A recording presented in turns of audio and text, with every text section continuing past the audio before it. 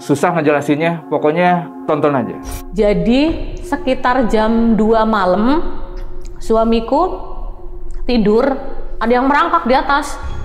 Di atas? Enggak, di atas badannya dia begini.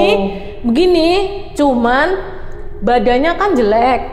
Kayak maaf ya, maksudnya nggak lagi menghina orang kena HIV. Jadi kulitnya kayak ngelupas semua, kayak gitu, kayak korengan semua bang, sebadan. Pas ngerangkak begini, ya Allah mukanya serem banget. Terus apa namanya, mulutnya nganga, tapi kesininya korengan semua. Halo Sobat Buntu, Assalamualaikum. Balik lagi dengan saya, CEO Jalan Buntu. Di video kali ini kita sudah kedatangan seorang narasumber yang akan bercerita tentang pengalaman mistisnya pada saat tinggal di rumah kontrakan. Dan langsung aja kita gas kenalan.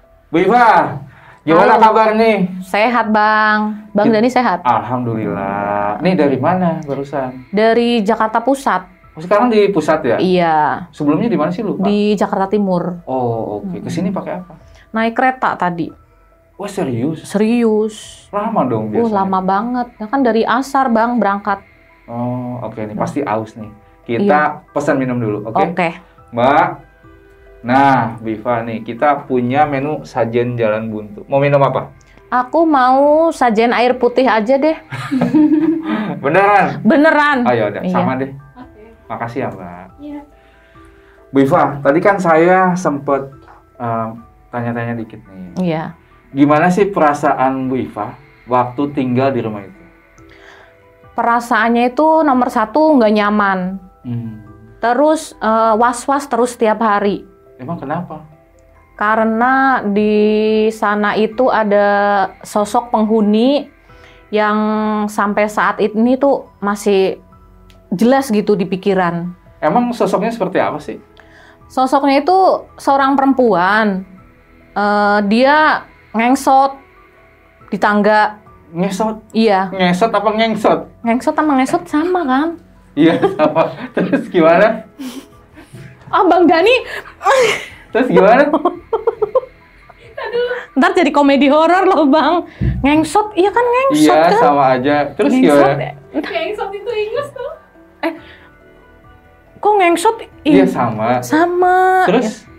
Jadi sosoknya itu kan ngesot jalannya. Jadi mukanya itu serem. Jadi kayak mukanya itu kering, mulutnya itu melongo. Melongo? Gimana? Komedi horor nih, ketabok. Jadi apa bang? Jadi iya, jadi mulutnya itu begini loh.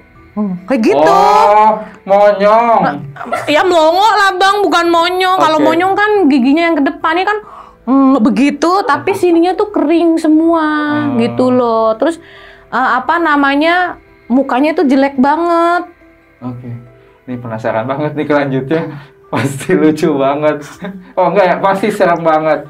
Ya udah, kita lanjut setelah ini ya, nunggu minumannya datang. Oke, siap. Oke, buat Sobat Buntu nih yang penasaran banget kelanjutan dari ceritanya Bu Iva, pokoknya jangan kemana-mana, tetap di Jalan Buntu.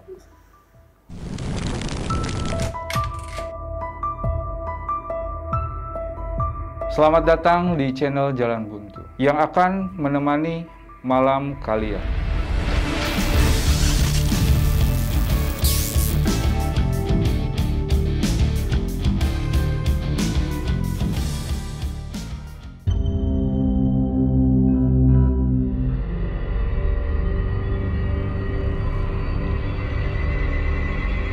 Mbak, nih Bu Iva, biar bibirnya nggak kering tuh kayak tadi, minum dulu silahkan. Wah, kayaknya seger banget Ya ini. silahkan diminum dulu. Makasih ya Mbak. Makasih ya Mbak. Nih langsung aku minum ya. Silahkan.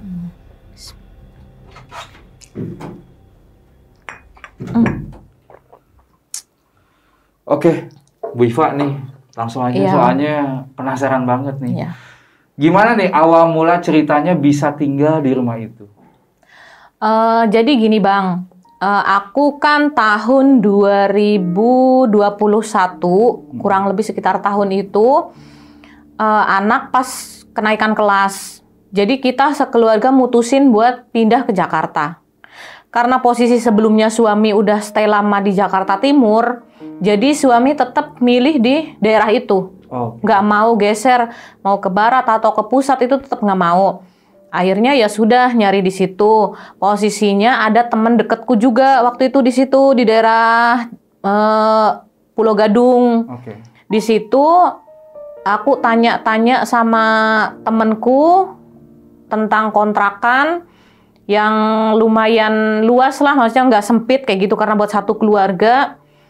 Nyari-nyari muter di kompleks itu, akhirnya ketemulah sama Bu RT-nya. Yang sebelumnya memang dari 2014 tuh aku udah kenal sama Bu RT-nya.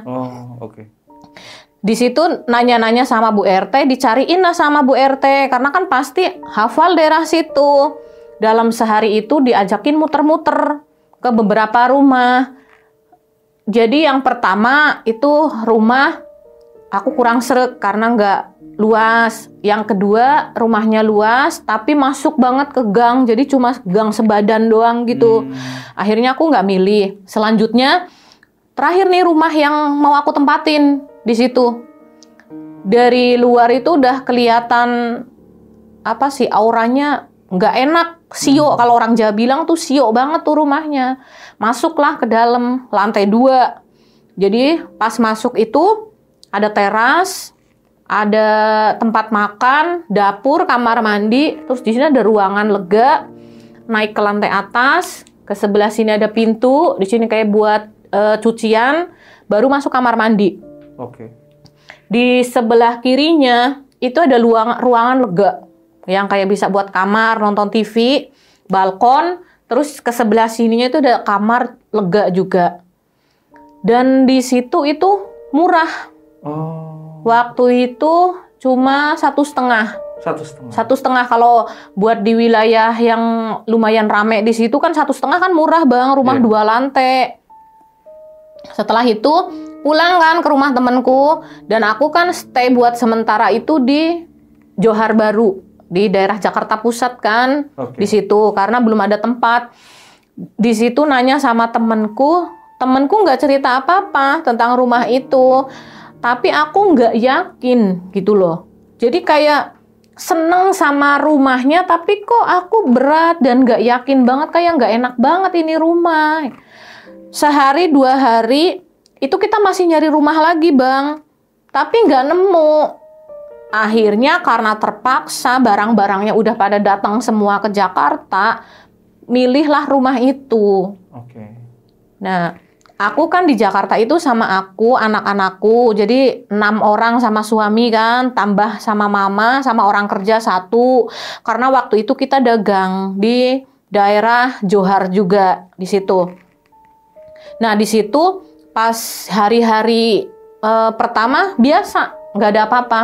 Namanya kita baru pindahan, beres-beres semuanya, terus nunjukin kamu tidurnya di sini, aku di sini, sama anak-anak udah dijelasin semuanya, posisinya mereka, ngurusin sekolah anak, udah biasa aja, walaupun kayak nggak nyaman karena ada sesuatu yang nggak enak, tapi kan belum tahu apa, tapi tetap kita jalanin, kita dagang, udah mulai dagang segala macam. Kalau sore itu aku sama mama rolling kan, kadang mama yang kelapa, kadang aku tetap dagang. Nah, waktu itu udah hampir kurang lebih 2 mingguan tuh, baru mulai ada yang gangguan di rumah itu mulai muncul gitu. Yang pertama, setiap mandi pagi, mama tuh pagi, jam 9 pagi, mama mandi. Pertamanya kan mama nggak cerita, tapi ternyata itu pintunya digedor-gedor.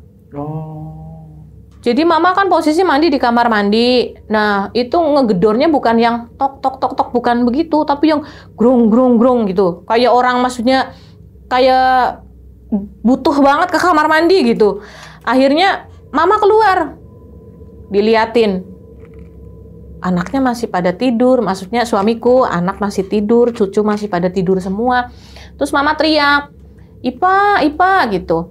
Karena posisinya aku di lantai bawah, kalau orang teriak dari atas biasanya itu minta dicolokin sanyo.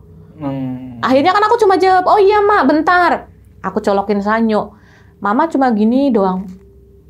Udah kok mak. Oh iya kayak gitu.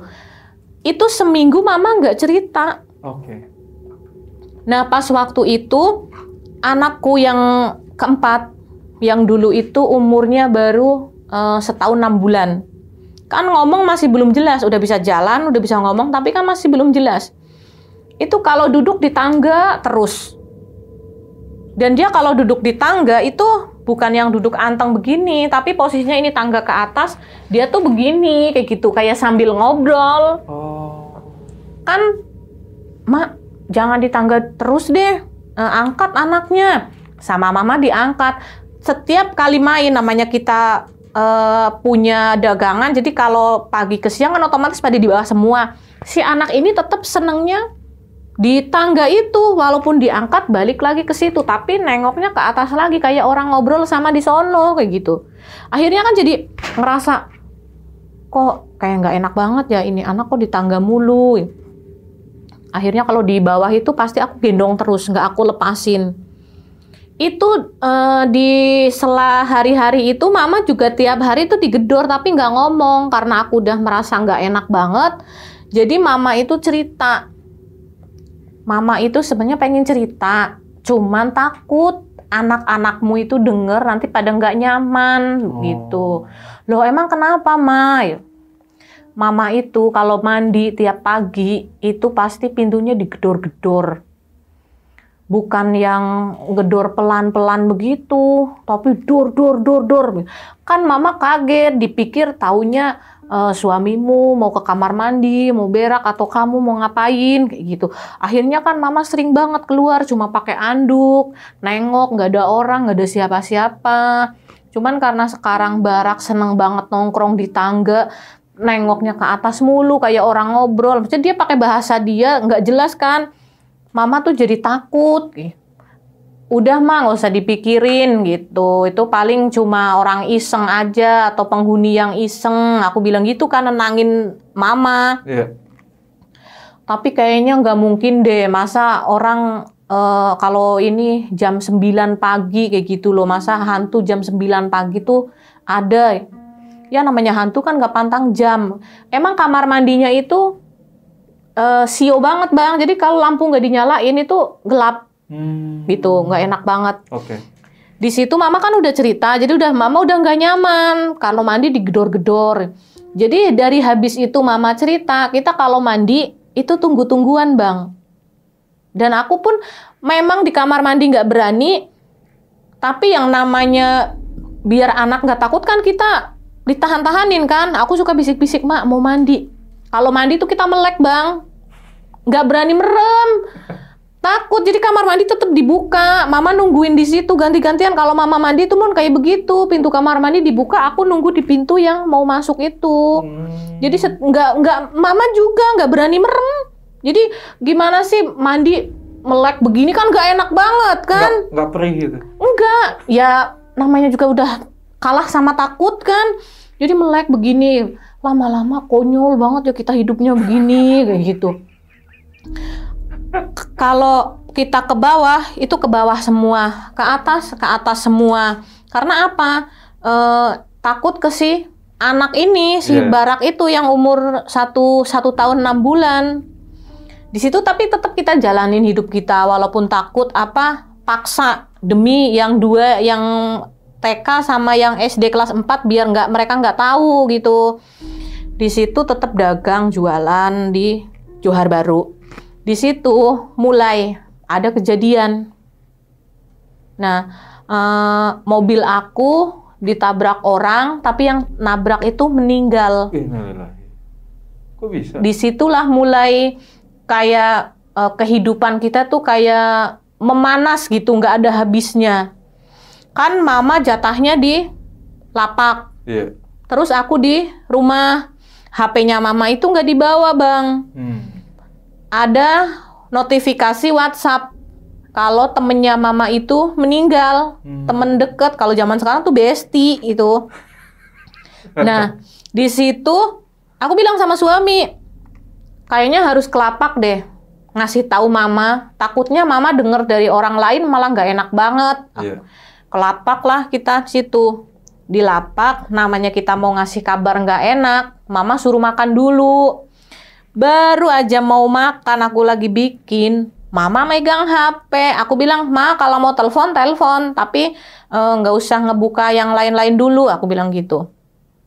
Sama mama dibuka. Taunya lagi telepon tuh nangis. Kenapa?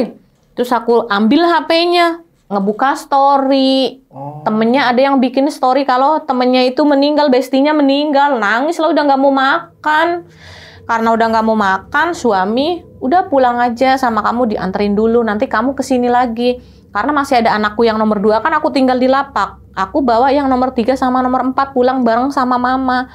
Terus aku bawa makanan yang aku bikin di lapak itu, aku bawa pulang ke rumah. Di mobil juga penuh karena ada barang-barang habis beli perabotan anak sekolah kan. Di situ belum jauh Bang dari lapak.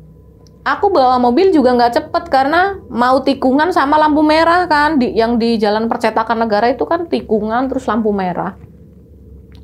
Aku kelihatan tuh dari sebelah kiri ibu-ibu etek-etek bawa motor jauh di belakang. Aku udah di depan. Aku ngerem lagi mau macet kan di tikungan. Tiba-tiba dari belakang brok. Otomatis aku berhenti dong. Berhenti Bu, berhenti, kecelakaan gitu.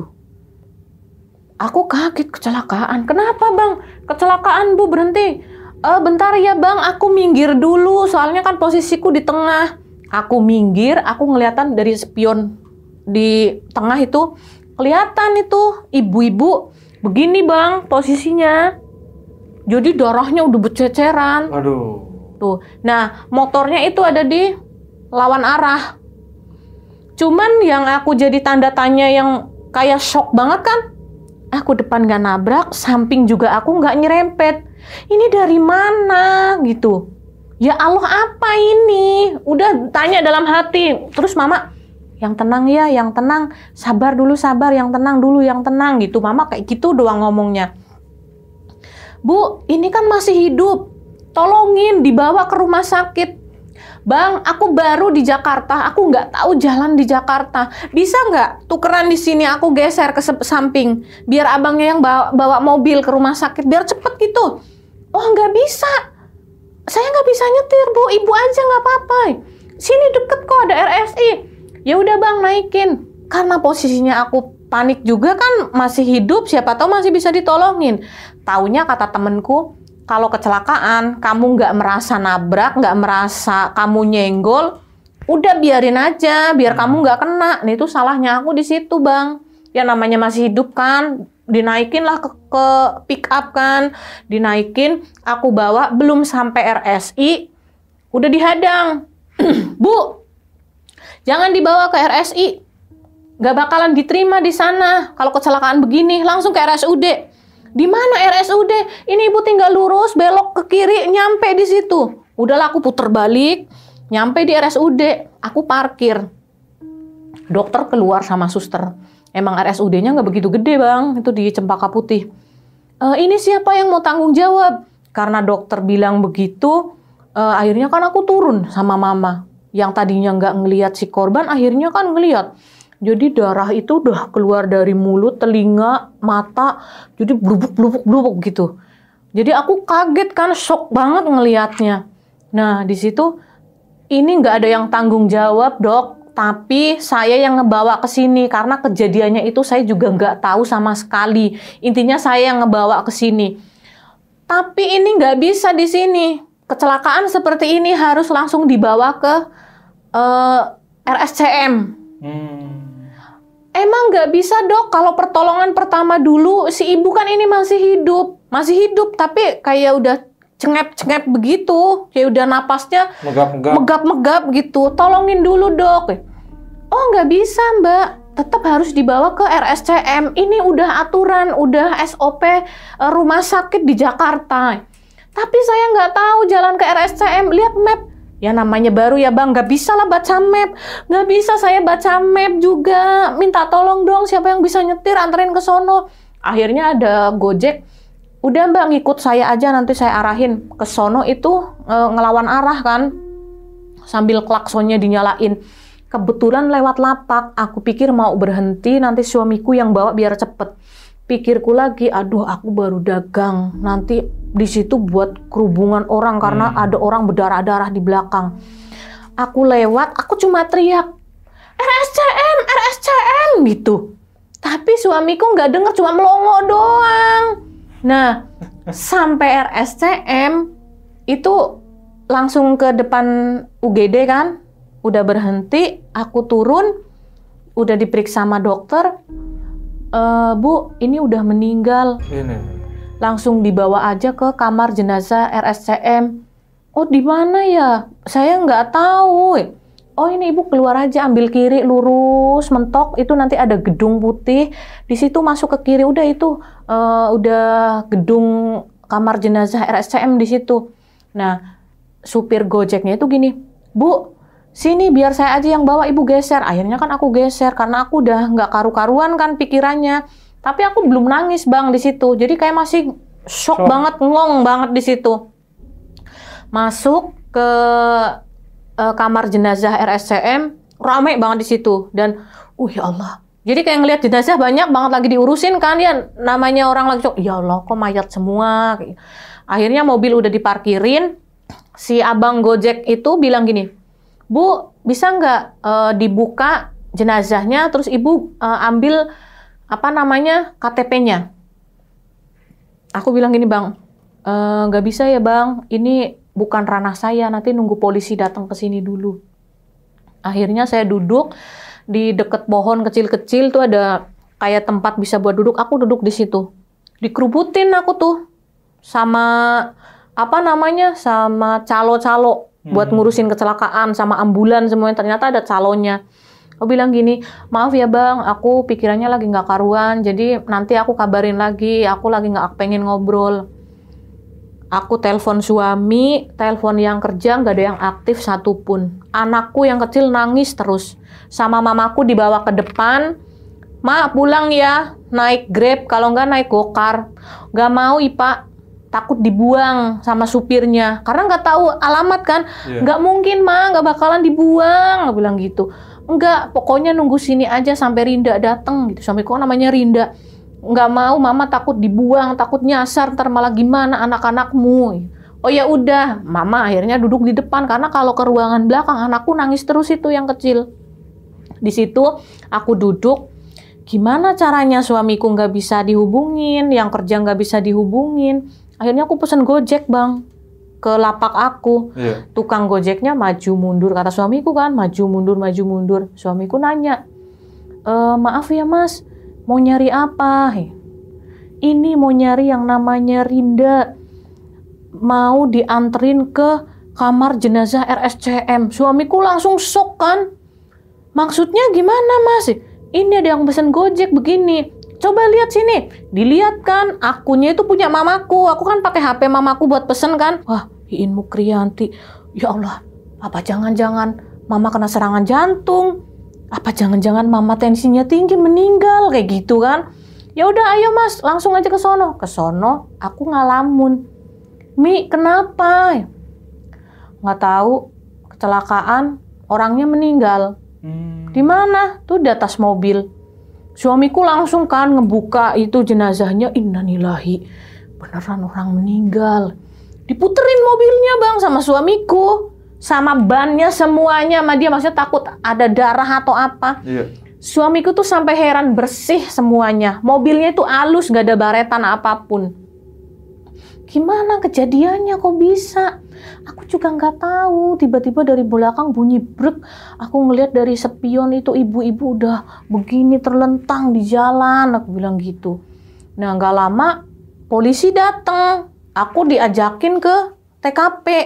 Pas diajakin ke TKP, polisinya gini, Bu mau ikut mobil atau mau bawa mobil sendiri?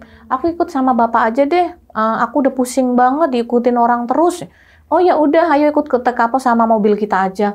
Naiklah aku mobil polisi. Nah, mobilku dibawa sama Gojek itu. Yang namanya lagi nggak karu-karuan ngalamun di mobil. Pas sampai di TKP itu kan aku nggak turun, Bang. Polisinya gini, ibu di sini aja ya, tungguin biar kita yang turun ke sana. Ternyata mereka itu interogasi ke saksinya. Dan pas begitu mereka lagi keluar, tiba-tiba yang Gojek itu gedor jendela. Bu, gitu. Aku kaget kan, langsung, astagfirullahaladzim. Oh ya kenapa Bang? Mau minta duit dong. Takut mobil ibu ada apa-apa. Intinya meras kan. Terus aku bilang gini, Bang, parkirin aja depan situ mobilnya. Aku bilang gitu. Nanti biar suamiku aja yang bawa. Nggak apa-apa, taruh situ aja, biarin mobilnya. Nanti aku bilang sama Pak polisinya, oh yaudah nggak jadi Bu, nggak apa-apa. Polisinya datang. Oh alah Bu. Udah nggak usah ngerasa bersalah banget Bu. Ibu itu kena apesnya orang, kena musibah. Loh maksudnya gimana Pak? Jadi si ibu ini naik motor, nabrak anjing. Nah, tancap gas karena panik kan, otomatis kan tancap gas. Tancap gas, ibunya itu mental, kebanting ke aspal. Motornya mental ke sono, jadi nggak tahu nyenggol mobilku, nggak tahu kebanting ke aspal. Intinya saksi mata itu begitu, tukang parkir Lamongan yang ada di situ. Begitu, jadi ibu tuh kena apesnya orang, tapi yang namanya undang-undang ya kadang gimana, yang gede kadang kalah gitu. Akhirnya oh ya udah Pak, di situ aku nangis Bang sejadi-jadinya. Ya Allah, kenapa begini? Aku tuh baru dagang, ibaratnya dagang modalnya utang semua, lagi laris-larisnya, lagi seneng-senengnya, kena musibah begitu kan udah nggak karu-karuan banget. Udah Bu, Ibu yang sabar aja, namanya musibah nanti kita bantu semaksimal mungkin, kayak gitu kata Pak polisinya. Nyampe di Polres, aku diikutin sama rombongan calo Bang. Aduh pusing banget aku udah, namanya matanya udah sakit, perutnya udah, asam lambungnya udah kambuh, udah pusing. Dicecer terus, Bu pakai ambulan saya, Bu biar saya ngurusin, nanti Ibu nggak bisa. Bu, nanti biar suaminya yang suruh ngaku kecelakaan aja, jangan ibu nggak bisa. Aku bilang gini, Bang, udah jangan ngomong, biarin aku aja yang ngurusin semuanya. Suami aku malah nggak bisa ngomong nanti, aku bilang gitu. Di situ aku langsung masuk ke ruangan, ada supir ambulan suruh aku tanda tangan Bang, bayar 2,5 juta. Maaf ya Pak, aku nggak mau tanda tangan, urusan ambulan, urusan keluarganya si korban, saya nggak mau, bilang gitu. Pak, bisa nggak saya duduk di sini? Saya udah pusing banget, lagi nggak karu-karuan banget. Di luar terlalu rame, dan aku lagi nggak pengen ngobrol. Oh, berarti Ibu kepengen tenang? Iya. Dikasih ruangan kepala kasat lantasnya di situ. Nah, di situ itu kursi merah, korden merah. Jadi aku keinget sama si korban itu yang blubuk begitu. Keinget merah, merem pun nggak bisa, istirahat nggak bisa sama sekali. Dikabarin sama anggotanya, Bu, karena Ibu kan harus BAP dulu. Yang BAP itu nggak masuk malam, jadi harus ketemunya besok pagi. Kalau Ibu nginep dulu di sini nggak apa-apa semalam ini. Terus aku, oh yaudah nggak apa-apa. Iya, nanti suami Ibu kalau udah datang suruh nyusul ke sini. Suamiku kan lagi ngebawa motornya si korban dari Polsek Kemayoran tuh. Di situ aku udah nunggu di ruangan tunggu itu sampai pagi ketemu sama Aibtu Aditya di situ. Alhamdulillah orangnya membantu dan nggak memojokkan sama sekali. Cuman pas BAP itu ada 3 pertanyaan yang dibelokkan, jadi nggak sesuai gitu. Karena buat konsentrasi kita mungkin kali ya. Jadi maaf Pak, ini salah, yang 3 ini nggak sesuai sama ceritanya. Oh ya, terus dibenerin, udah selesai. Akhirnya sama Pak Aditya tuh gini, karena Ibu kan punya balita, jadi nggak mungkin kan nunggu di sini terus. Jadi saya izinkan Ibu pulang sambil prosesnya itu berjalan. Karena ini kan memang bukan murni kesalahan Ibu. Ibu itu kena apesnya orang, kena musibah ya Bu.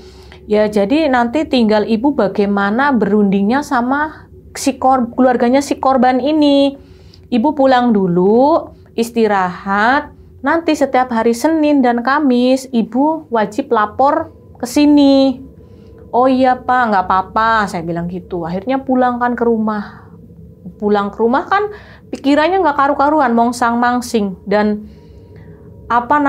sampai saking stresnya ya, itu mens bang, di baju itu udah nggak berasa. Sampai rumah, baju kan harus dibuang semua, kalau orang Jawa bilang kan itu apes. Semua yang aku pakai waktu itu, dari sendal semuanya, sampai tas, sampai dompet, ibaratnya yang kita keluarin itu cuma KTP sama data yang penting-penting sama uang. Semuanya dimasukin ke kresek, dibuang ke sungai yang mengalir. Pamanku telepon, buang semua yang kamu pakai, pulang dari situ kamu buang semua. Nah, dari situ akhirnya tetap menjalani kehidupan seperti biasa, tapi akunya itu mulai yang namanya kita pikiran gak karu-karuan, rumahnya udah gak enak, kan makin jadi di situ. Oke. Akhirnya aku tiap hari gak pernah makan. Merah semua. Air warnanya merah. Mau makan warnanya merah. Apalagi ngeliat sambel udah gak bisa. Karena pikirku aku punya anak sampai 4. Kalau aku sakit di Jakarta aku baru, gak bisa begini. Aku minum Pocari, kalau enggak aku minum susu ultra, kalau enggak makan roti, sampai suami aja pusing. Dan itu di titik yang bener-bener aku sampai kurus. Karena setiap hari itu gimana sih, kayak orang loyo gitu loh bang, udah nggak bisa jualan, mobilnya nggak bisa buat ngangkut barang-barang ke situ.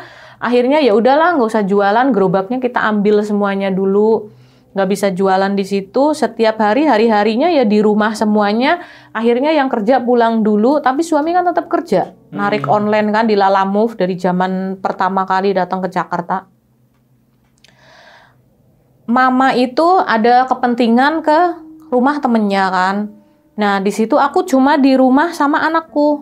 Yang 2, yang nomor 2 sama nomor 3, kalau jam 4 kan mereka ngaji. Otomatis aku di rumah sama yang kecil. Yang kecil tidur. Nah, aku udah beres-beres semuanya lah. Aku ngapain? Aku kadang ikut nonton TV, kalau nggak tiduran. Tapi pas posisinya kalau aku tidur, bang, aku merem, itu kayak ada yang nongkrong di sebelah. Tuh. Jadi, si pintu kamar mandi itu, lampunya kan di sini kan, di atas pintu persis. Kalau lampunya dimatiin, itu gelap nggak enak banget. Rasanya itu nggak enak banget. Kalau dinyalain itu silo, gitu loh. Tiap kali tidur, pasti kayak ada yang nungguin di situ. Kayak ada yang duduk, pokoknya di deket pintu itu. Kan kaget. Wah, kayak ada orang. Tidur lagi, ntar merem lagi. Ntar kayak gini lagi. Jadi aku tuh sampai kayak, shock banget gitu kan. Wah, ini mah udah gak enak banget. Akhirnya aku turun. Tapi aku nggak cerita sama siapapun, karena aku berusaha nahan. Di situ kan tambah tertekan. Makin gak bisa tidur, makin gak enak makan, cuma minum susu, minum Pocari sama roti. Nongkrong di tetangga depan itu jualan jajan anak-anak gitu kan. Aku nanya, Mbak, aku di rumah kok gak enak banget ya. Rumahnya kok kayak ada apa gitu. Ah, perasaanmu aja Mbak, gak ada apa-apa kok gitu. Jadi kayak mereka itu nutup-nutupin. Oke. Berjalannya waktu, aku kenal sama di situ tuh kayak tetua, dipanggilnya tuh Babeh. Rumahnya itu beda 2 rumah depan kan. Aku main ke situ cerita-cerita. Oh, keren banget sih Ibu nih. Kayaknya pemberani banget semua satu rumah.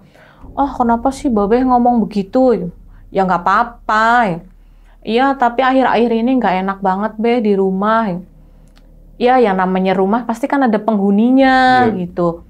Iya, cuman ini tuh kalau tidur sore aja sampai kaget.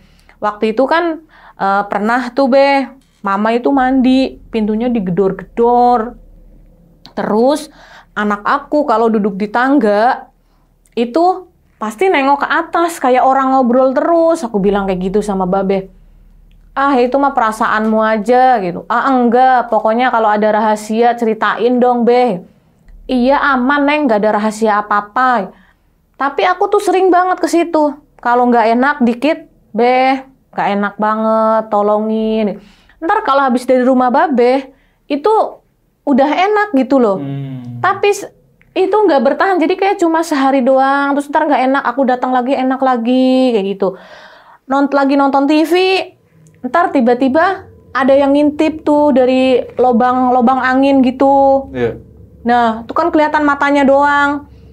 Larilah akhirnya pada ke bawah semua. Di situ udah mulai nggak enak banget. Aku pergi main ke rumah temanku. Di situ teman deketku kan. Ketemulah. Kok sekarang kamu pucet banget mukanya, kamu kurus. Semenjak kecelakaan itu, emang belum selesai perkaranya? Belum, aku juga udah capek. Tiap hari Senin sama Kamis itu apel, aku bilang gitu. Kemana? Ke Polres Jakarta Pusat, cuma tanda tangan doang, tahu nggak? Buat naik Grab ke sono tuh 200.000 bolak-balik. Untung Pak polisinya tuh baik, pasti kalau aku ke sono selalu anak-anak aku tuh dikasih jajan, aku bilang gitu. Jadi aku nggak ngeluarin duit buat jajan. Cuma namanya aku kan orangnya gampang akrab sama orang. Yeah. Aku nawarin bang di situ daganganku sambil aku maksudnya ke Polres itu sedih, tapi aku sambil nawarin sama yang pada ngejaga di pos itu. Nah di situ terus temanku bilang, kalau kayak gini terus nggak jadi hidup kamu. Nah, gini aja, kamu harus ikhtiar sama orang. Nanti aku tunjukin orangnya. Ya udah, teleponin aja. Orang rumahnya deket kok. Diteleponin itu nggak aktif. Dia nyuruh anaknya, Mas, panggilin si ibu suruh ke rumah sekarang kalau di rumah. Nggak lama si ibu datang bang ke rumah. Habis itu cerita, kenapa Neng? Gitu.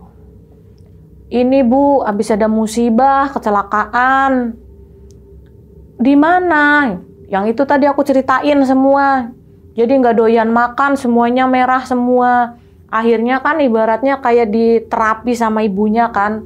Diterapi sama ibunya, terus suruh merem, melek.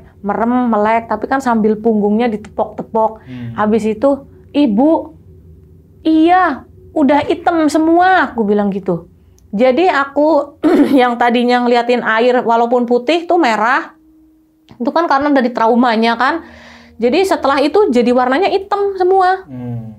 Nah, di situ terus aku cerita, Bu, di rumah yang aku tempatin itu juga nggak enak. Aku bilang, aku ngerasa itu ada penghuninya di situ. Emang kamu tinggal di mana, Neng? Itu yang seberangnya depannya si Opung yang sembako itu. Oh, kamu di situ?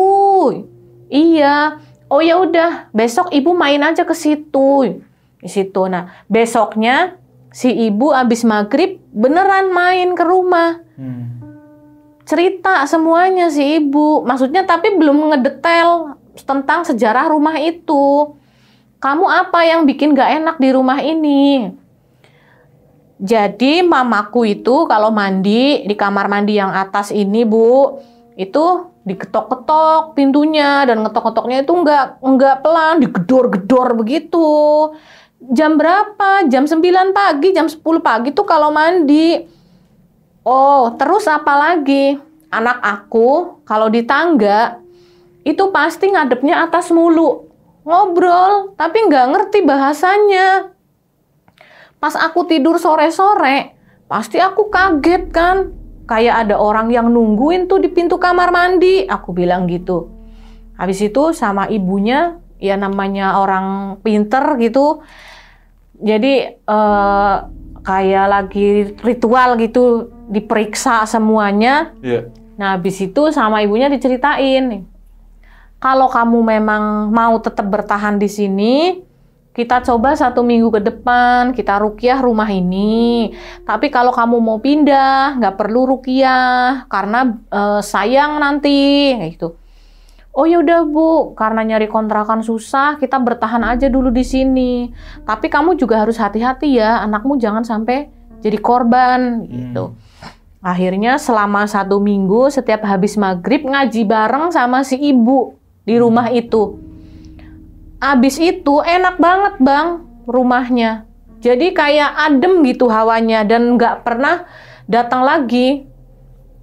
Tapi setelah 1 minggu itu selesai ruqyah dan si ibu udah nggak pernah main ke rumah lagi, itu akhirnya kayak rumah itu semakin memanas. Besok paginya tiba-tiba ada cucunya yang punya kontrakan. Aku kan nggak tahu silsilah rumah itu seperti apa sebelumnya. Intinya yang punya itu udah pindah, nggak tinggal di situ, pindah ke daerah Jawa Barat. Nah, di situ cucunya yang punya kontrakan datang. Itu datang dianterin sama tetangga yang biasa kita panggil mbah. Datang, Assalamualaikum, gitu. Bu, gitu manggil mamaku kan, ada tamu nih, gitu. Karena aku posisinya udah selesai beberes di lantai bawah, aku naik ke lantai atas. Aku cuma ngintip dari tangga. Oh, ada tamu kok anak-anak. Ini cucunya yang punya kontrakan. Aku ngedenger, hah, cucunya yang punya kontrakan? Jangan-jangan mau nagih kontrakan? Kan aku udah bayar kontrakan, udah ditransfer. Kok cucunya kesini nagih? Pikirku begitu. Mak, udah temuin dulu sono. Aku kan nggak pakai baju panjang. Aku males lah gonta-ganti baju mulu. Mama turun aja dulu. Habis itu mama temuin lah, ngobrol-ngobrol. Karena aku juga penasaran, ada apa sih? Akhirnya aku ganti baju kan. Aku turun ke bawah. Habis itu, mana tamunya? Wah, udah pergi, kelamaan turunnya. Oh ya udah. Ternyata si anak itu yang punya rumah. Gitu loh. Jadi setelah itu Bang, tiba-tiba si almarhum yang punya rumah itu mulai menampakkan wujudnya gitu loh. Yang tadi cuma hawa-hawa, cuma rasa-rasa sama bunyi-bunyian.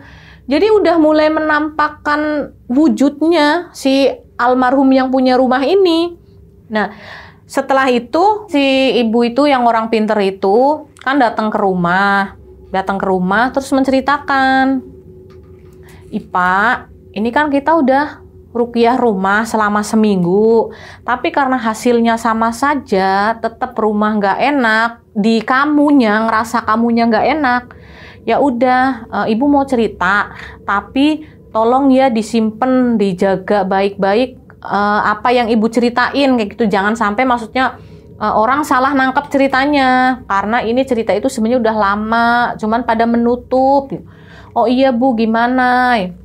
Jadi yang punya rumah ini itu meninggal, kena HIV. HIV? Iya. Nah, namanya itu kan punya anak. Jadi karena kena HIV, anaknya itu kan di pesantren. Yang tinggal di rumah bawah itu ibunya, si Opung, sama adeknya si almarhum. Semasa hidupnya, si almarhum itu tinggalnya di lantai atas. Jadi kayak diasingkan gitu loh.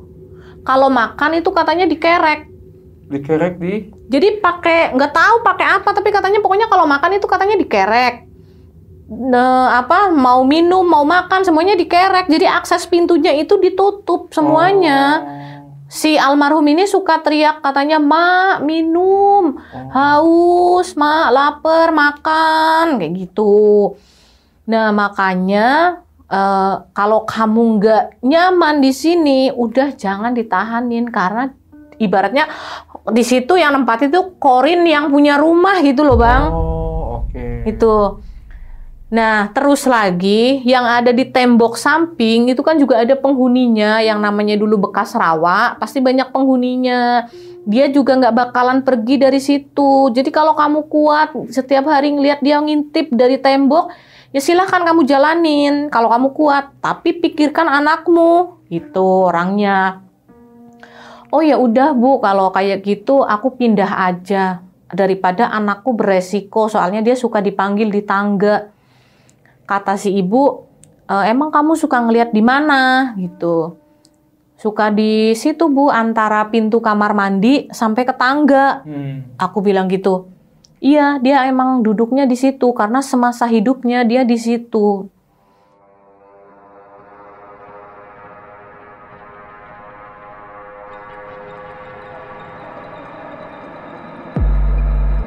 Pas ibunya udah pulang, berjalanlah sekitar 2-3 hari ya Bang. Itu nggak ada masalah apapun, walaupun kita udah tahu dia posisinya di tangga. Jadi kalau naik ke atas ya kita baca bismillah gitu. Suatu malam dia nongkrong di situ, si almarhum ini.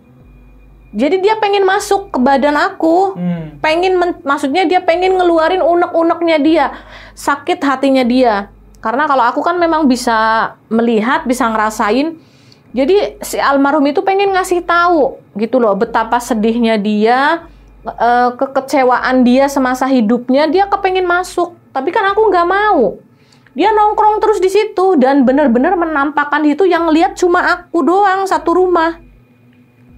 Akhirnya aku di kamar di pojok nangis, aku kayak orang kayak orang kalau bahasa Jawa bilang tuh kepejeng gitu loh.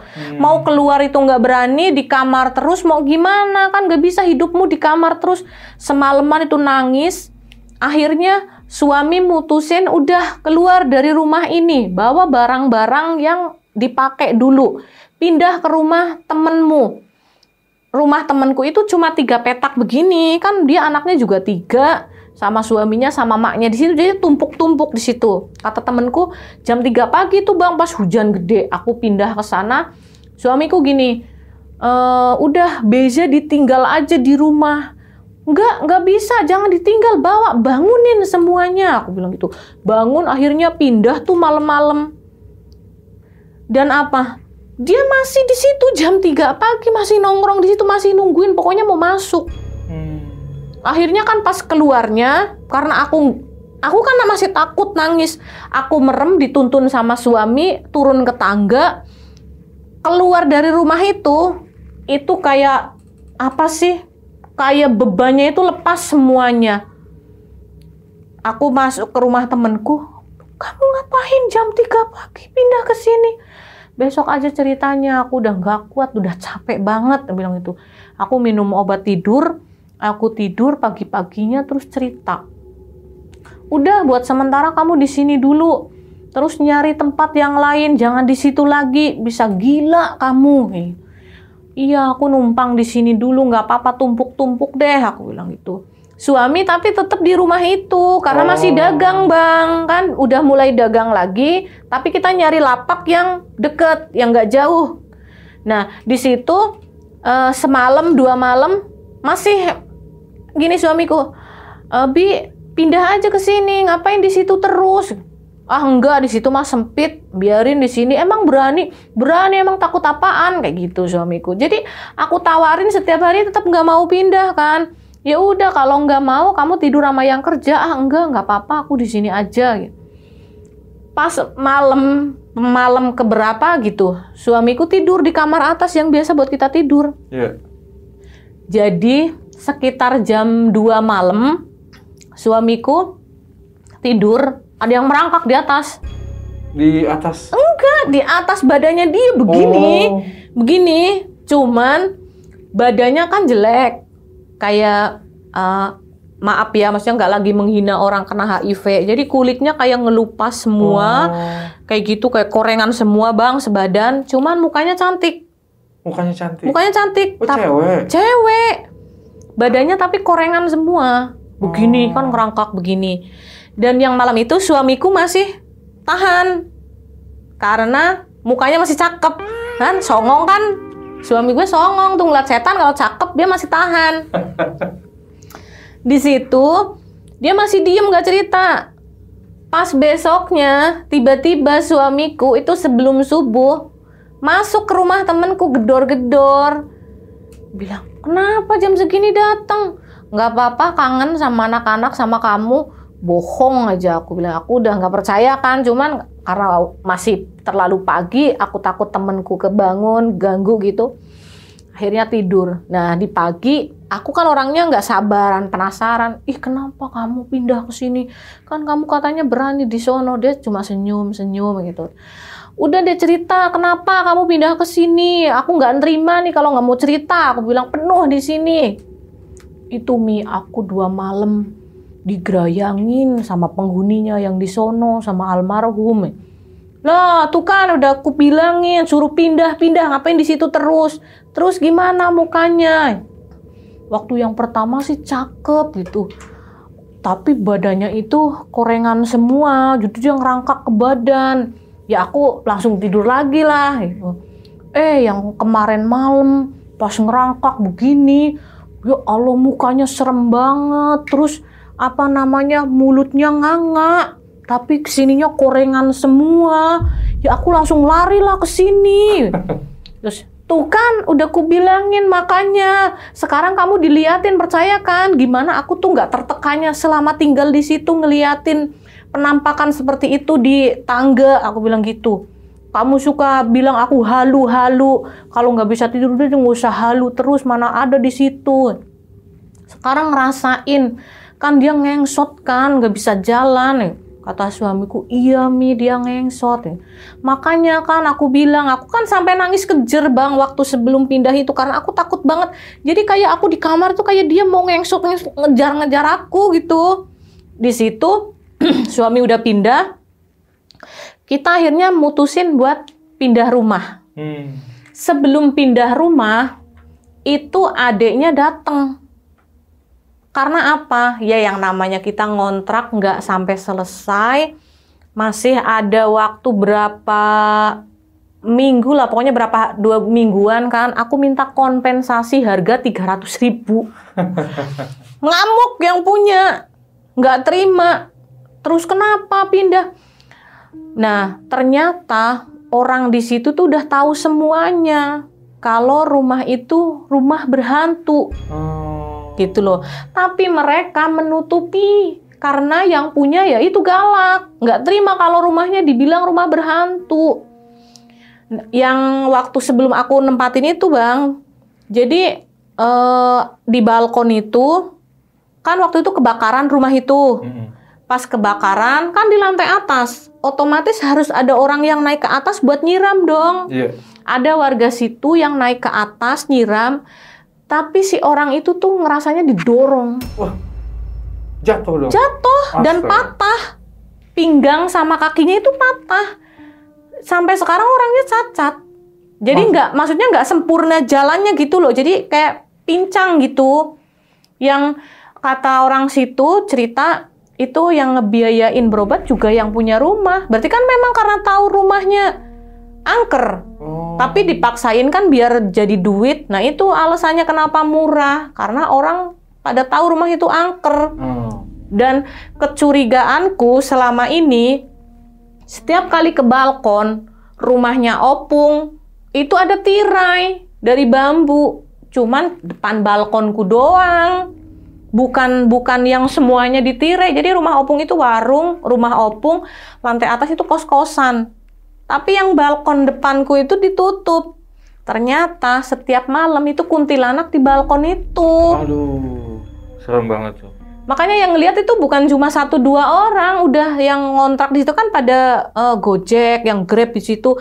Mereka ngelihat semuanya. Nongkrong di situ dan ketawa.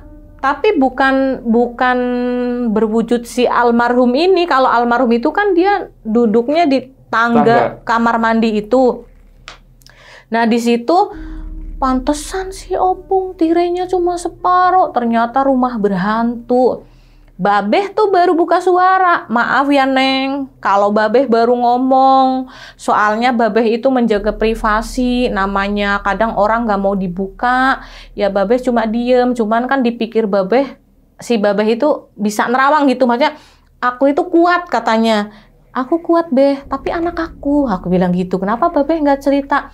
Ya maaf, sekarang yang penting Neng kan udah tahu pindah, ya udah nggak apa-apa. Pas si adeknya datang ke situ Bang, ngamuk, nggak terima.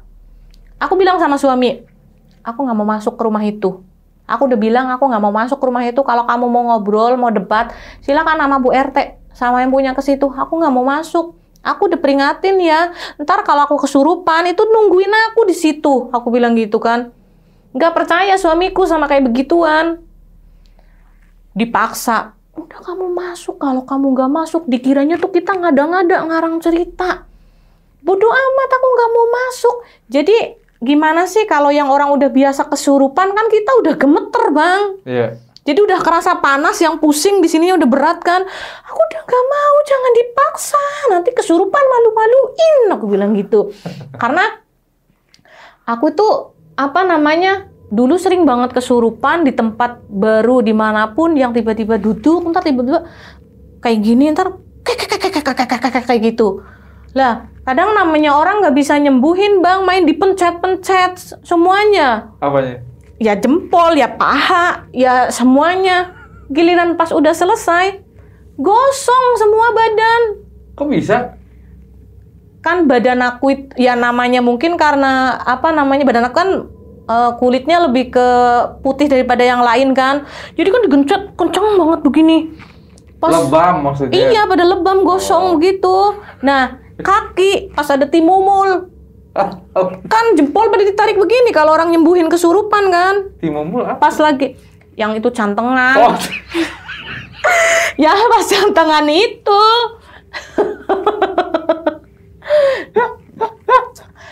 Pas ya kalau bahasa Jawa kan timumul, Bang. Iya. Nah, itu cantengan kan dipencet sama orang. Maksudnya asal kan. Katanya kan kalau kesurupan tiap gini sela begini dipencet, ditarik gitu, kencengnya nggak karuan. Ya akhirnya cantengan ampe ngejeprot itu, dagingnya itu ini ngebalik jempolnya. Oh. Dari situ aku belajar gimana caranya ada yang mau masuk tapi aku nahan gitu. Udah cukup malu aku dipencet-pencet orang kalau kesurupan, digotong-gotong kan malu banget, Bang, kayak begitu. Nah, pas yang di rumah itu, yang rumah kontrakan aku tempatin, aku baru masuk, duduk, kan udah kayak orang habis lari, langsung ngos-ngosan, langsung panas, semuka sebadan, sampai ini panas semua, udah ngacar deh yang di atas. Aku udah bilang sama dia, udah bilang aku, nggak mau masuk, dipaksa masuk.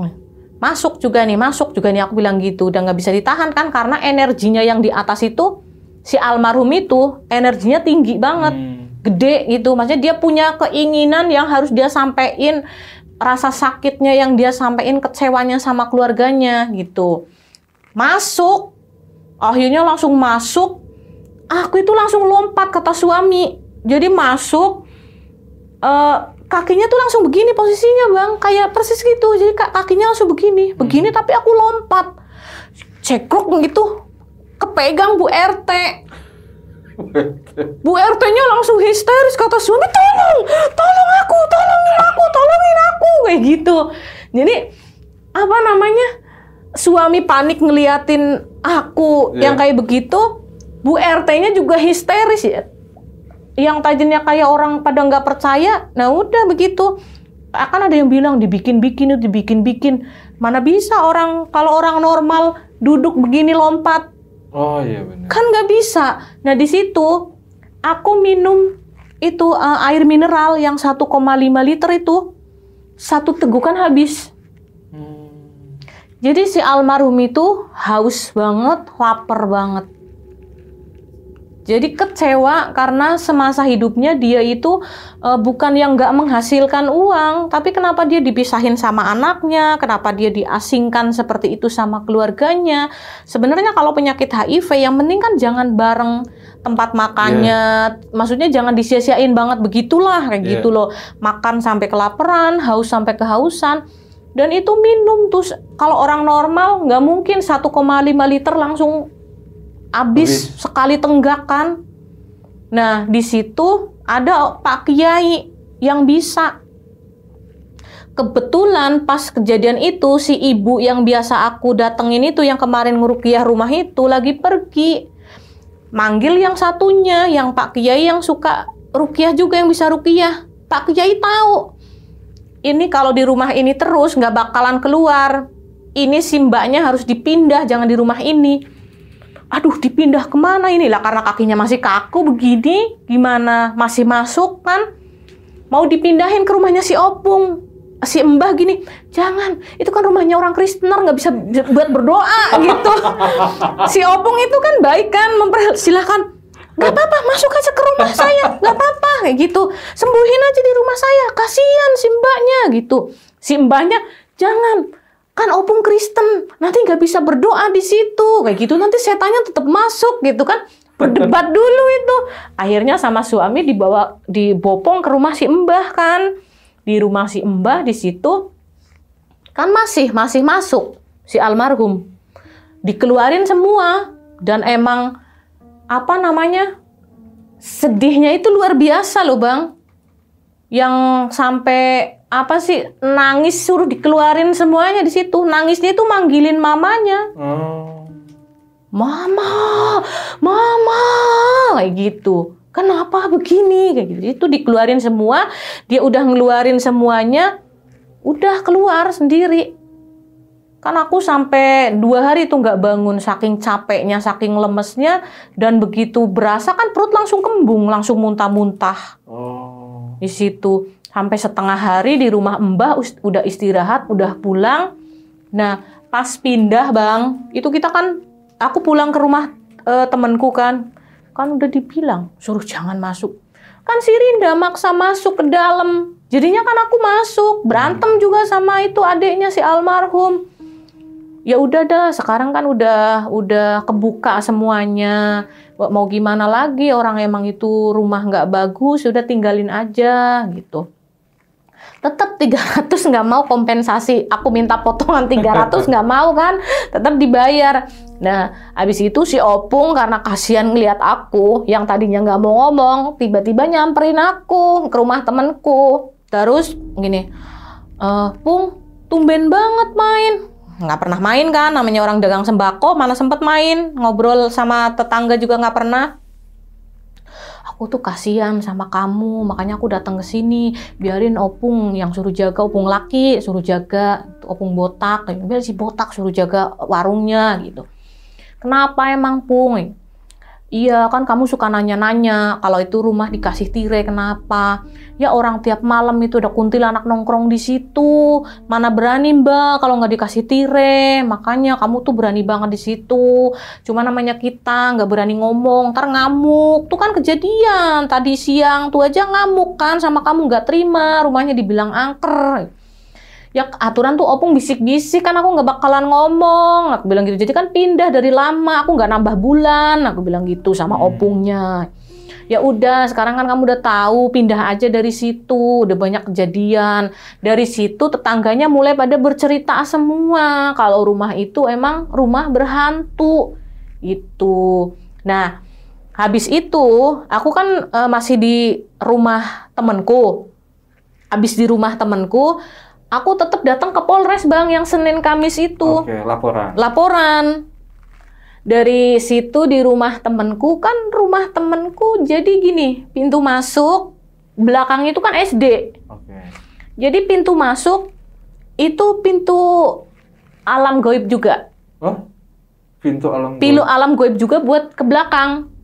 Gitu. Jadi sering banget di situ kan, kuntilanak lewat, tuyul lewat, tapi nggak pernah nengok mukanya. Karena aku pikirannya lagi penuh, hatinya, maksudnya lagi banyak pikiran, hatinya lagi nggak enak kan, emang lebih peka. Iya. Jadi setelah jam 12 tuh, aku kalau tidur Malam. malam aku tutup gini kan kalau tidur, ntar tiba-tiba, jadi pintu kamar mandi ngebuka, ntar ada yang lewat, nggak pakai celana, cuma kayak pempes doang kayak gitu. Aku bilang, anaknya temanku ngompol kayaknya nih. Dia udah gede pengen ngompol. Karena aku bisa sebutin namanya kan.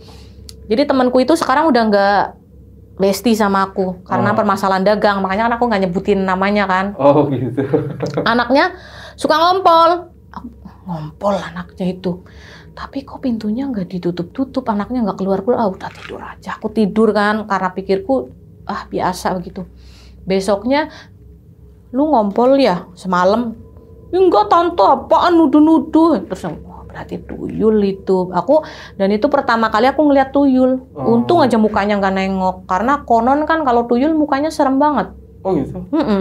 Bener-bener botak Bang, kecil badannya. Kayak pempesan doang gitu. Tapi untung nggak nengok mukanya. Aku maksudnya untung nggak nengok. Terus sering kayak kunti apa kayak gitu. Pokoknya semua makhluk deh pada lewat situ. Karena aku juga udah nggak nyaman di situ, nggak enak sama temenku kan. pindah itu ngegeser adalah 5 rumah.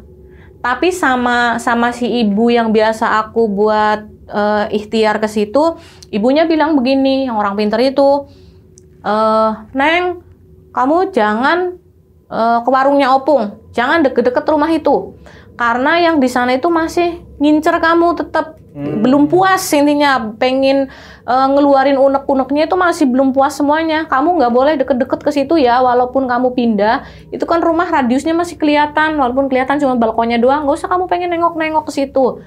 Iya Bu, bilang gitu. Akhirnya pindah, dan pindah pun Bang, itu kayak orang dikejar-kejar apa. Suami itu udah takut kan masuk ke rumah itu, tapi kan terpaksa. Jadi minta tolong sama tukang yang habis ngerenovasi kontrakan yang mau kita pakai, masih ada tukangnya di situ. 3 orang aku mintain tolong. Jadi barang itu kita lempar-lempar dari atas semuanya, diikat pakai tambang ke bawah. Itu cepet banget, nggak sampai 3 jam selesai. Padahal barangnya itu gede-gede semua. Ya namanya suami juga udah takut masuk ke situ. Dan aku pindah ke rumah itu, ke rumah yang 5, geser 5 dari rumah itu. Ternyata di situ juga banyak penghuninya. Sama aja. Jadi kayak apa namanya, di sana aja belum selesai, belum kelar, di situ udah ada lagi. Tapi temanku udah nyetop. Di rumah yang baru, kalaupun ada ditahan gitu. Kalau misalnya bisa, jangan direspon. Zaman dulu kan aku belum bisa ngerespon Bang, belum bisa nahan. Jadi kalau yang mau masuk ya masuk, kalau yang mau datang. Kan ada yang kadang cuma si Korin itu datang, dia sedih, aku lagi makan, ya ntar tiba-tiba nangis gitu. Tapi ada yang kalau dia nggak puas, kepenginnya masuk. Jadi temenku, biar nggak jadi omongan orang mulu, masa baru 3 bulan pindah, ntar sebulan pindah lagi gitu. Iya sih, emang udah capek banget, cuman mau gimana lagi, kan kamu nggak ngerasain, aku yang ngerasain gimana tertekannya, aku bilang gitu. Pas baru pindah di situ kan aku masih proses ke Polres. Dan si korban, mukanya si korban itu kan aku nggak tahu sama sekali Bang, si almarhum yang kecelakaan itu. Jadi didatengin sama pokoknya arwah, tapi aku nggak tahu itu siapa. Pokoknya dia itu berterima kasih gitu, karena kan memang sampai sekarang aku masukin sama doa-doa yang orang udah meninggal, keluargaku yang udah meninggal. Jadi si almarhum itu juga aku masukin. Aku cuma tahu nama si korban doang gitu. Aku masukin. Jadi dia nyamperin kayak makasih ya kayak gitu. Jadi si korban ini nggak punya anak, nggak punya suami, janda. Terus orang tuanya udah meninggal, gitu. Cuman pas penyelesaian masalah, ya namanya di negara kita yang tercinta ini kan semuanya bisa di otak-atik, kayak gitu loh. Katanya jasara harjanya nggak keluar karena nggak ada ahli warisnya. Kan ditambah itu keluarganya itu nantang sama polisinya. Jadi minta duit nominalnya itu lumayan cukup besar Bang. Aku kan nggak nyanggupin. Aku bilang sama suami, kalau aku mau dipenjara, kalau memang aku salah, aku ikhlas, aku nggak masalah. Tapi kalau misalnya aku nggak salah, aku nggak mau ngasih duit sekian puluh juta itu buat ke sana. Aku bilang gitu. Jadi pas mediasi, suamiku itu di apa? Kalau bahasa Jawa bilang itu dikeropok gitu, dikeroyok, dikeroyok sama sampai 20 orang kata suami tuh. Itu bukan rundingan, itu mah orang mau pada tawuran, aku bilang gitu. Ya namanya orang mau mediasi, mau rundingan kan dicari permasalahannya gimana, penyelesaiannya maunya seperti apa. Sana mintanya duit, kalau nggak ngeluarin duit sekian puluh juta, nggak mau berdamai. Akhirnya karena polisinya juga tahu, aku juga kena apesnya orang, kena musibah, polisi nggak mau menekan. Jadi kalau memang sana nggak mau berdamai, ya udah Mbak, kita bantu SP3. Nanti Mbak malah nggak usah keluar uang, kayak gitu. Tapi dengan syarat mobil lama ditahan di Polres, bisa sampai 3 bulan karena itu buat barang bukti ke pengadilan. Oh ya udah nggak apa-apa Pak, yang terbaik aja. Kita itu sampai diajarin semuanya karena sana itu apa nantang terus Bang. Jadi nggak mau berdamai gitu loh. Di situ udah mikirin pindah rumah aja kocar-kacir nggak karu-karuan. Rumah yang kita pindah itu rumahnya berhantu lagi. Ngurusin ini si keluarga almarhum juga keroyokan begitu. Akhirnya sama Pak polisinya itu diputuskan masuk SP3. Surat-suratnya punya aku, kan mobilnya lengkap semua. Punya sana kan motor bodong. Jadi sana harus nunggu dipajak dulu semuanya. Di situ akhirnya sana menyerah. Kasusnya ditutup semuanya. Alhamdulillah kita udah napas lega, nggak punya beban apapun.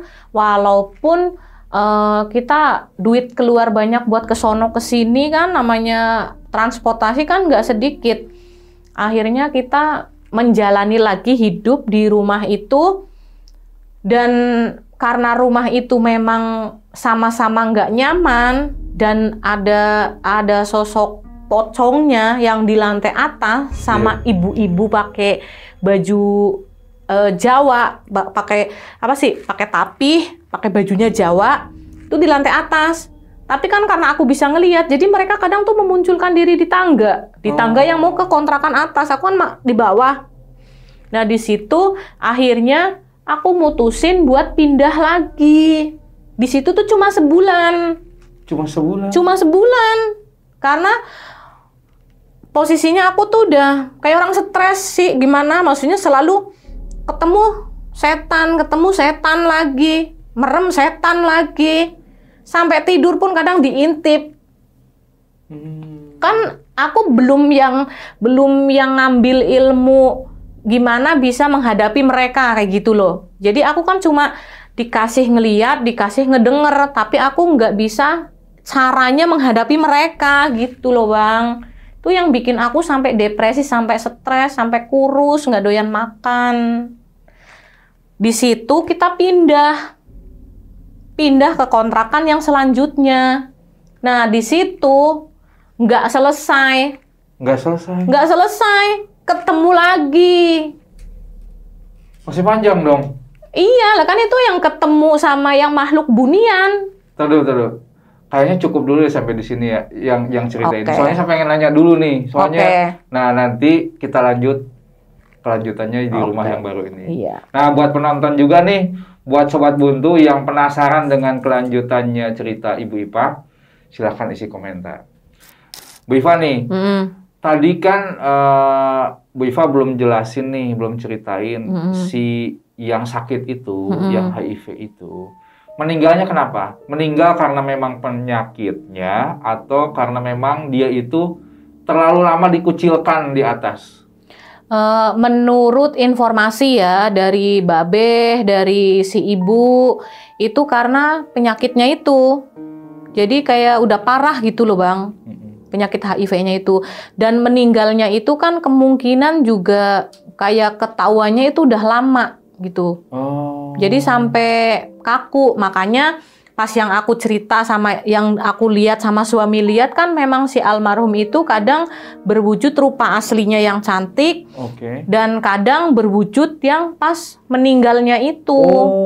Jadi pas yang maaf ya, yang itu yang setelah meninggal, yang itu, rusaknya itu. Iya, yang rusaknya itu setelah meninggal. Nah ini selama hidup di atas itu dikasih obat nggak? Kan biasanya yang penyakit itu juga kan ada obatnya gitu kan. Apa cuma dikasih makan minum aja? Kalau itu kurang tahu Bang. Intinya mereka itu ceritanya dikucilkan, ditaruh di ruangan atas gitu. Jadi kalau makan itu dikerek, kalau minum dikerek. Anak orangnya itu suka teriak-teriak, minta makan, minta minum. Nah dari situ kan kita ambil kesimpulan. Kenapa rumah itu yang nggak enak hawanya itu di lantai atas? Karena yang dipakai si almarhum semasa hidupnya itu di lantai atas gitu. Dan yang belum aku ceritain nih, sekarang ditempatin sama orang Batak. Yang orang Batak itu ditempatinnya lantai bawah doang Bang. Lantai atas itu buat miara bebek sama ayam. Tuh. Sampai sekarang katanya itu kalau binatang kan aman gitu. Oh gitu. Iya. Tapi udah nanya, nggak diganggu sama yang tinggal yang baru ini? Nggak pernah ada gangguan kan buat miara bebek sama ayam di atas nggak dipakai. Jadi nggak ke bawah nggak ganggu? Nggak ganggu katanya. Cuman ya tetap ada hawa-hawa nggak enak ya nggak tetap ada yang nggak berani kayak gitu. Cuman yang namanya kadang beda agama kan ada yang nggak percaya bang sama hal begituan. Bu Iva, jadi memang yang punya rumah ini yang anaknya sakit itu? Yang sakit itu dia yang punya rumah. Gitu loh bang. Ibunya yang punya rumah? Yang punya rumah, ibunya si almarhum itu ada di situ. Gitu loh. Jadi kan ada ibunya, ada si almarhum, ada adeknya. Yang punya rumah itu si almarhum. Jadi hasil kerjanya dia semasa hidup gitu loh. Karena memang kerjanya ke luar negeri, tapi ada plus-plusnya katanya karena pergaulan. Makanya sakit. Makanya sakit dan dia pergaulannya bebas juga karena keluarganya itu nggak seneng gitu loh. Jadi selalu apa-apa dimarahin, selalu apa-apa disalahin. Jadi itu larinya ke pergaulan. Itu yang bikin hidupnya kacau gitu bang. Nah selama dikontrakin keluarganya tinggal di mana? Pindah ke Jawa Barat, ke rumah yang satunya lagi. Gitu, ke provinsi Jawa Barat. Jadi dagangnya itu di Jakarta, tapi tinggalnya ke Jawa Barat gitu. Nggak mau nempatin di situ. Secara nih ya, secara logika nih bang, kalau rumah itu memang nggak ada apa-apanya, nggak ada horor-horornya, rumah itu gede, rumah itu bagus kataku. Mereka jualan di Jakarta, posisinya lebih deket kan? Iya. Kenapa harus yang ke Jawa Barat dulu gitu? Nggak tinggal di situ. Nggak tinggal di situ aja, gitu loh. Oke, nih sosok yang sakit ini pernah nggak ganggu sampai keluar rumah ke tetangga gitu? Nggak cuma di dalam rumah aja? Nggak pernah kan, dia cuma kadang di balkon gitu. Dulu kan udah pernah kejadian yang tadi aku ceritain, ada orang pas kebakaran rumah itu pernah kebakaran yang didorong gitu. Jadi kalau keluar rumah nggak pernah. Jadi dia cuma di sekitaran rumah pokoknya dia cuma mondar-mandir itu di rumah atas itu kayak gitu loh. Semasa hidupnya karena dia di situ, jadi pas udah meninggalnya ya orang nih sering lewat, katanya ya di atas kayak gitu ngeliatin. Makanya sampai yang itu tadi tetangga dikasih tirai kan karena pas banget balkonnya depan-depanan. Iya. Gitu. Nah, tadi kan mama kalau mandi selalu digedor. Itu tahu nggak maksud dari sosok itu kenapa nggak gedor-gedor? Nggak tahu. Jadi mungkin karena iseng pertama kali ya, maksudnya buat ngasih tahu kalau ada gue nih di sini gitu. Itu kan awalnya di situ bang. Yang belum menampakkan apapun kan pertamanya kan dari suara, dari yang kadang lap-lap kayak gitu loh, yang jadi kayak penampakan tapi cuma sekilas-sekilas doang gitu. Awal mulanya kan dari situ, dari suara-suara, terus dari hal yang bikin merinding. Kok ini rumah merinding gitu. Kalau lagi pada di rumah semua mah aman, tapi kalau kita di rumah sendiri atau cuma berdua doang itu jadi kayak hawanya itu berasa banget nggak enaknya. Oke, Bu Iva, ini terakhir pertanyaan nih. Saya masih penasaran banget ini. Emang nggak boleh ya yang diobatin itu masuk ke rumah orang Kristen? Aku juga nggak tahu ya bang, tapi kata si Mbah itu karena Tuhan kita beda kayak gitu. Takut setannya kayak katanya Muslim. Jadi kalau ntar didoain pakai doa Kristen nggak masuk gitu. Makanya beda server. Iya. Kan sebutannya juga udah beda. Ntar doanya ya Tuhan Yesus sembuhkan, udah nggak masuk. Tapi kan si Opung baik banget. Orang semenjak kejadian itu sering ngirim-ngirim makanan, dia katanya kasihan banget sama kamu jadi korban kayak gitu. Orang pada nggak cerita, kamunya jadi korban. Jadi kalau yang bener-bener dirasain di situ tuh, amit-amit banget gitu, kayak mencekam banget gitu loh bang. Nggak yang cuma kalau sekedar cerita sih mah udah ya, tapi yang pas kita alamin di situ tuh bener-bener mencekam banget. Yang kayak benar-benar rumah horor, benar-benar ada hantunya. Orang ada yang percaya, orang ada yang nggak percaya, sampai yang punyanya ngamuk-ngamuk, nggak terima gitu. Nah, buat Sobat Buntu nih, bergaul boleh aja. Yang penting ada batasnya, jangan terlewat batas. Karena jangan sampai seperti yang diceritakan oleh Bu Iva. Karena kalau sudah seperti itu ya menjadi musibah lah. Dan buat kalian semua nih, bila ada teman atau kerabat yang sama mempunyai masalah dengan HIV, mohon maaf, sebaiknya jangan dikucilkan, jangan dijauhi, tapi yang dijauhi itu penyakitnya. Tapi sebaiknya dirangkul dan tetap diedukasi. Oke, Bu Iva, makasih banget nih. Oke, Bang. Udah ceritanya seru banget. Iya. Ada seremnya, ada lucunya. Ada sedihnya juga. Iya. Mohon maaf nih, bukan ngetawain Bu Iva, mohon maaf. Tapi memang nggak bisa ditahan gitu. Iya, saya memang auranya gitu, Bang. Kadang horor, kadang lucu, kadang ngeselin juga. Pokoknya makasih banget. Tapi saya penasaran dengan cerita rumah selanjutnya tuh. Iya. Kayaknya never ending story ya. Oke, iya. Jadi mudah-mudahan nanti kita ketemu lagi. Oke. Salam buat keluarga, buat suami, buat semuanya. Oke. Dan sukses buat usahanya. Amin. Oke Sobat Buntu, jadi itulah pengalaman mistis yang diceritakan oleh Ibu Iva nih buat kalian. Pokoknya jangan bosan dan tetap tonton terus video-videonya. Jalan Buntu. Jalan Buntu.